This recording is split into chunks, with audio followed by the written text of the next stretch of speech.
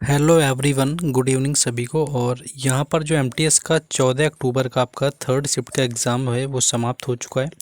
Second shift के question मिल ही नहीं पाए थे, एक ही क्वेश्चन नहीं मिल पाया एक भी यहाँ पर, क्योंकि शिफ्ट जो है काफ़ी टफ बताई जा रही है। यानी ऑलमोस्ट मैं बात करूँ तो ये सेकंड की क्या, ये जो थर्ड शिफ्ट भी रही हुई है ये काफ़ी हद तक टफ ही कहेंगे, यानी कि मॉडरेट लेवल ही आ रहा है। ऑलमोस्ट सारी शिफ्टें जो भी हो रही हैं इससे नीचे किसी का लेवल नहीं जा रहा है। एंड सेकंड थिंग क्या होता है कि उसके बाद क्वेश्चन मिलना भी यहाँ पर काफ़ी जो पॉसिबिलिटी होती है वो लो है, यानी कि क्वेश्चन भी नहीं मिल पा रहे हैं। तो उसके साथ यहाँ पर क्या कर लेते हैं कि अगर सेकंड शिफ्ट के मिलते हैं तो उसका मैं वीडियो इसके बाद कर दूंगा सेकंड शिफ्ट वाला, लेकिन थर्ड शिफ्ट के जो मिले हुए हैं वहाँ पर मैं करवा देता हूँ। और देखा होगा कि 8 से 10 क्वेश्चन से ज़्यादा मैं ऑलरेडी नहीं करवा रहा हूँ। और एनालिसिस की अगर मैं बात करूँ जिसको लेकर के काफ़ी सारे आर्ग्यूमेंट वगैरह भी हो रहे हैं, तो वही क्वेश्चन जो लोग ऑलरेडी इन लोगों ने जिनका रिवीजन ऑलमोस्ट मैं बता दूं चल रहा है उनके लिए तो बेनिफिशियल है ये, अदरवाइज ये किसी को बेनिफिट नहीं देने वाला है। यानी कि हो सकता है एक आध क्वेश्चन का फ़र्क पड़ जाए, इससे ज़्यादा यहाँ पर फ़र्क देखने को नहीं मिलेगा। चलिए, पहला क्वेश्चन जो आया हुआ था कि जो गुलाबो सपेरा हैं इनको पद्म श्री कब मिला हुआ था, तो 2016 इसका राइट आंसर हो जाएगा, जब गुलाबो सपेरा को जो है पद्म श्री दिया गया था। और पद्म श्री की बात करें तो ये चौथे नंबर का भारत का सर्वोच्च सम्मान होता है। और इनका जो रिलेशन है वो है कालबेलिया डांस। ये कालबेलिया डांस कई बार पूछा गया है। तो कालबेलिया डांस का है जिसको सेलिब्रेट करती है जाकर के सपेरा जनजाति, यानी कि जो सपेरा जनजाति होती है वो इसको सेलिब्रेट करती है कालबेलिया डांस को। और ये इसका रिलेशन है, अगर इसका स्टेट पूछेंगे तो राजस्थान से इसका रिलेशन है। और दूसरा, कालबेलिया को जो है 2010 के अंदर यूनेस्को की अमूर्त धरोहर में भी शामिल किया गया था। ये भी क्वेश्चन पूछा गया, तो यूनेस्को की अमूर्त धरोहर में 2010 में शामिल किया गया, राजस्थान से रिलेटेड है। गुलाबो सपेरा इसी की डांसर है। और 2016 के अंदर जो है इनको पद्मश्री मिला हुआ था। तो ये पूछा गया था क्वेश्चन आज के शिफ्ट में। नेक्स्ट आ जाते हैं अगले शिफ्ट में।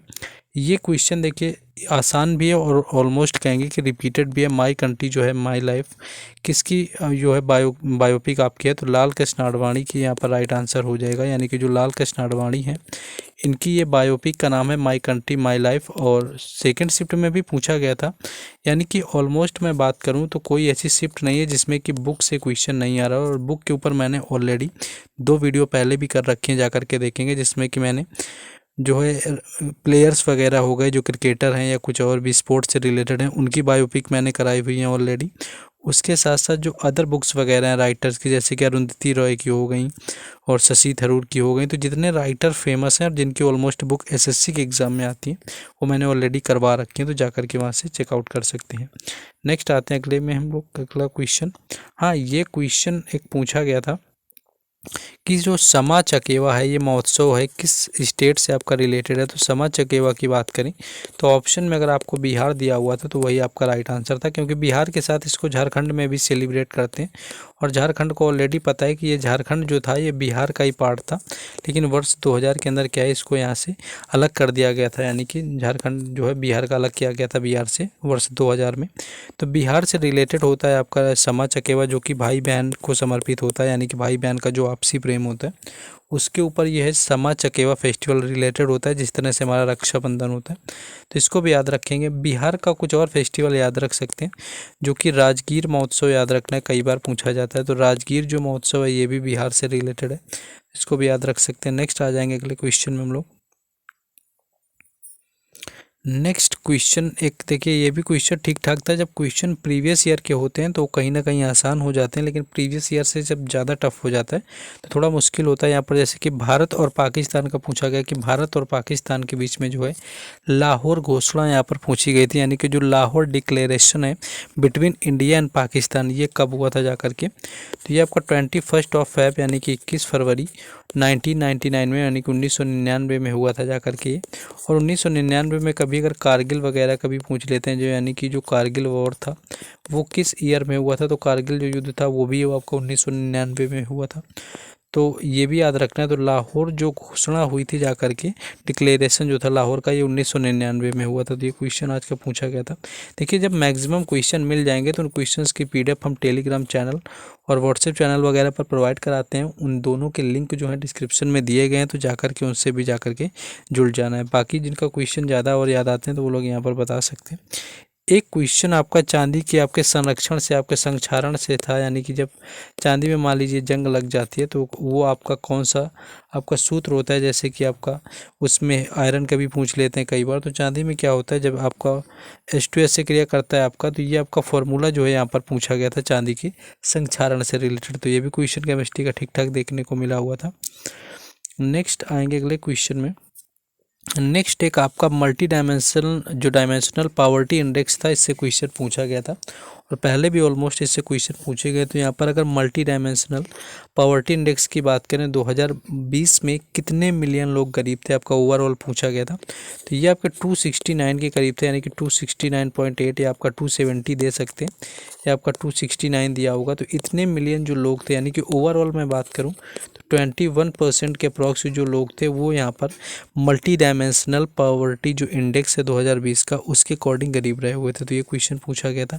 बाकी देखिए हो सकता है कि जब टफ शिफ्ट हो जाती है, डिफ़िकल्ट थोड़ी शिफ्ट होती है, तो क्वेश्चन में चेंजेस भी देखने को मिल जाते हैं। एग्जैक्ट क्या क्वेश्चन आया हुआ था, किस तरह से पूछा गया था, और क्वेश्चन पूरा मतलब थोड़ा थोड़ा चेंज होते होते काफ़ी हद तक चेंज हो जाता है।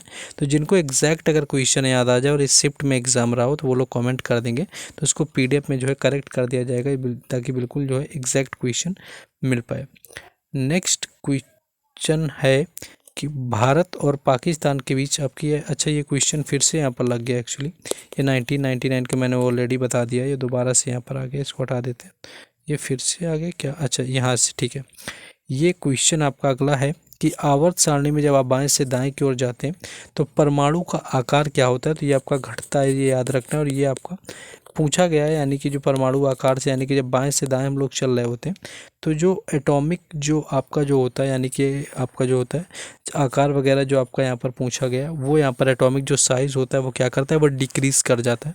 तो ये कम होता है आपका, घटता है, जाकर के ऊपर से नीचे जाने पर आपका बढ़ता है। तो इस तरह से क्वेश्चन घटने और बढ़ने का बिल्कुल नॉर्मल सा कॉन्सेप्ट बेस होता है। लेकिन अगर नॉर्मली जब केमिस्ट्री से क्वेश्चन आता है आपका, तो इसी से यहाँ पर पूछ लिया जाता है कि आवर्त सारणी में परमाणु आकार आपका घटेगा या फिर आपका बढ़ेगा। नेक्स्ट क्वेश्चन है आपका कि आपका रेत कला महोत्सव जो है वो किस राज्य में मनाते हैं। तो रेत कला महोत्सव की अगर मैं बात करूं, देखिए रेत कला अगर आपसे पूछा गया है अंतर्राष्ट्रीय, यानी कि आपका इंटरनेशनल पूछा गया और रेत कला महोत्सव, तो ये आपका होता है उड़ीसा में सेलिब्रेट, ये याद रखने। सैंड अगर आपसे फेस्टिवल पूछा गया तो ये उड़ीसा से रिलेटेड है। रण उत्सव अगर आपसे पूछा गया तो वो आपका कच्छ गुजरात में सेलिब्रेट किया जाता है। तो रण उत्सव की मैं बात करूँ तो ये कच्छ गुजरात में आपका सेलिब्रेट होता है, और दूसरा आपका किस में होता है जाकर के, उड़ीसा में। तो उड़ीसा में आपका ये होता है जाकर के, तो आपका उड़ीसा इसका राइट आंसर हो जाएगा अगर सैंड फेस्टिवल आपसे पूछा गया था। बाकी रण उत्सव तो पहले भी पूछा गया, तो ये आपका कच्छ गुजरात में सेलिब्रेट होता है, थोड़ा बहुत चेंज हो सकता है। नेक्स्ट क्वेश्चन है कि जो मंदिर में मूर्ति स्थापित करने की जगह होती है उसको क्या कहा जाता है।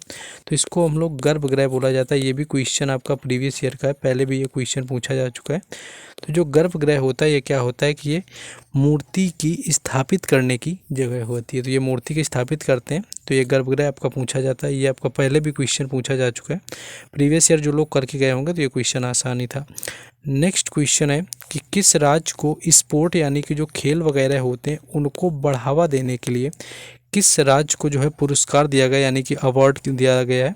तो ये आपका तमिलनाडु है, यानी कि तमिलनाडु जो है इसको अवार्ड दिया गया है, किस लिए कि आपका उसको बढ़ावा देने के लिए, यानी कि स्पोर्ट को बढ़ावा देने के लिए तमिलनाडु को सम्मानित किया गया, पुरस्कार दिया गया।